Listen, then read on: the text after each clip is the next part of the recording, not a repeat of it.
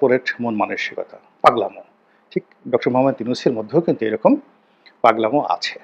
তো এই পাগলামো দিয়ে আসলে রাষ্ট্র পরিচালনা করা যায় না, এটি উনি বুঝতে পেরেছিলেন ১১ সময়। এই কারণে তিনি কি করলেন, যখন রাজনীতি করার চেষ্টা করলেন এবং সেটা ব্যর্থ হলো, ঠিক সে কান নিজে ধরে বলেছিলেন যে আমি মাপ চাই।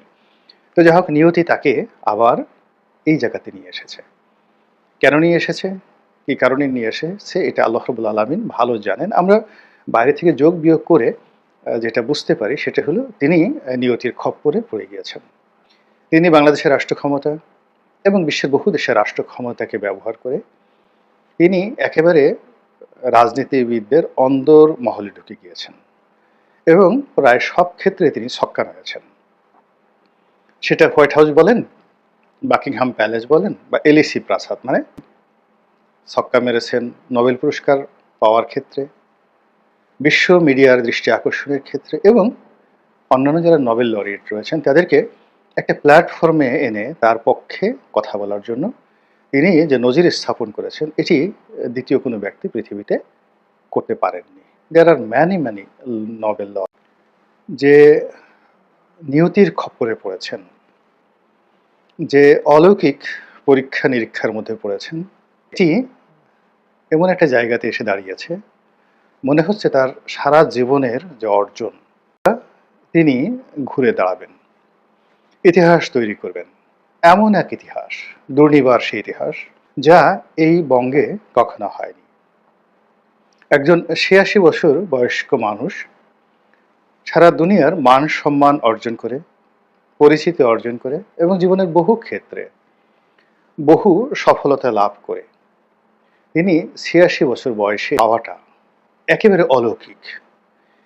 যদি আপনি প্রকৃতির আইন মানেন তাহলে এটি মহান আল্লাহ রাব্বুল আলামিনের পক্ষ থেকে হতে পারে একটি পুরস্কার, অথবা তার সারা জীবনের অর্জনকে একেবারে জলাঞ্জলি দেওয়ার জন্য একটা ফাঁদ, নিয়তির ফাঁদ। এর কারণ হলো, রাষ্ট্র ক্ষমতায় যাওয়ার জন্য তিনি নিজের থেকে কখনোই চেষ্টা করেননি।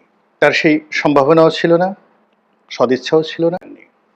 ফলে তিনি ভালো ছাত্র ছিলেন এবং ভালো লেখাপড়া করে বিশ্ববিদ্যালয়ের শিক্ষক হয়েছেন, চট্টগ্রাম বিশ্ববিদ্যালয়ের শিক্ষক হয়েছেন এবং ছাত্র জীবনে ইকোনমিক্সের মতো একটি ভালো সাবজেক্ট তিনি অধ্যয়ন করেছেন।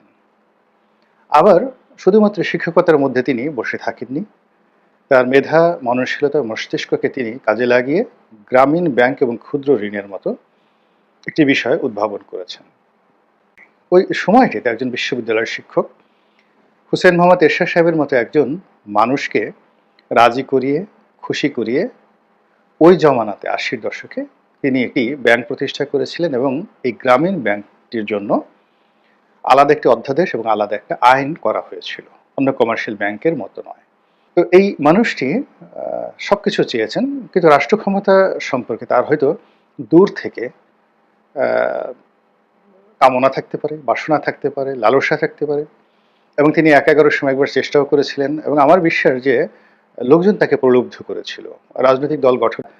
তার যে কর্পোরেট লাইফ বা গ্রামীণ ব্যাংকে যারা তার একান্ত আপনজন ছিলেন বা আছেন, যাদের সঙ্গে শত্রুতা হয়েছে বা যাদের সঙ্গে মিত্রতা রয়েছে, তারা সবাই জানেন যে তিনি সিদ্ধান্ত গ্রহণ করার ক্ষেত্রে এতটা, যাকে বলা হয় নেতিবাচক বলবো না ইতিবাচক বলবো, মানে তার সিদ্ধান্তের বাইরে একটা উফ শব্দ করা যাবে না।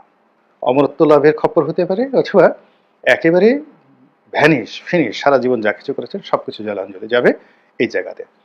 গ্রহ, নক্ষত্র, চন্দ্র, সূর্য, তারকারাজি, বিশ্ব ব্রহ্মাণ্ডের যা কিছু মানুষের গতিবিধি নিয়ন্ত্রণ করে, প্রায় সব কিছুই তার বিরুদ্ধে চলে গেছে। এই ক্ষমতা গ্রহণ করার পর একটার পর একটা বন্যা, একটার পর একটা কালবৈশাখী তো না, মানে যাকে বলা হয় জলোচ্ছ্বাস, তারপর নানা রকম প্রাকৃতিক বিপর্যয়, যা কিনা যেটা কিছু প্রকাশিত হচ্ছে, বাকিটা প্রকাশিত হচ্ছে না, আগামীতে হবে, যেগুলো আসলে ওনাকে ঘিরে আমাদের যে আবেগ সেটার সঙ্গে যায় না, কিন্তু ঘটনাগুলো ঘটেছে। দেখুন তার সঙ্গে কত ভালো সম্পর্ক ছিল বাইডেন প্রশাসনের। আমরা সবাই ধারণা করতাম যে তিনি এটা আনবেন আমেরিকা থেকে, ওটা আনবেন, এবং তার সঙ্গে আমেরিকার একটা ব্ল্যাঙ্ক চেক রয়েছে। কোনো সামরিক শক্তি ইন্ডিয়া থেকে শুরু করে কেউ ডক্টর মোহাম্মদ ইউনূসকে ঘাঁটাতে পারবেন না। তো সেখানে দেখা গেল সেই নির্বাচনে ডেমোক্র্যাটদের পরাজয় হলো এবং ডোনাল্ড ট্রাম্প নামক একজন খ্যাপাটে, পাগলাটে, অসাধারণ মেধাবী এবং অসাধারণ সফল জেদি একজন মানুষ, তিনি আমেরিকা রাষ্ট্র ক্ষমতায় আসলেন, যার সঙ্গে ডক্টর ইউনূসের কোনো কালেই ভালো সম্পর্ক ছিল না। এবং আমরা এ যাবৎকালে যতটুকু জানতে পেরেছি যে তার সঙ্গে অনেকটা দা কুমড়ার সম্পর্ক। মিস্টার ডোনাল্ড ট্রাম্প যে ক্ষমতায় এলেন, এটি অনেকগুলো বিপদ আপদ, বিপত্তি, বালা মুসিবত সৃষ্টি করে ফেলবে ডক্টর ইউনূসের আগামী দিনগুলোতে। এর কারণ হলো রাজনীতির 99.99% যে নিয়ন্ত্রণ, এটি হয় মানুষের কর্ম দ্বারা নয়, মানুষের দৃষ্টিভঙ্গি দ্বারা।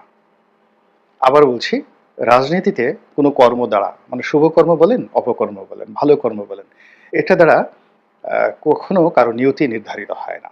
ডক্টর ইউনূসের এই সরকারকে সফল করার জন্য অন্তর থেকে, ফ্রম দ্য হার্ট, তারা যদি চেষ্টা না করেন, তাহলে আগামী দিনগুলোতে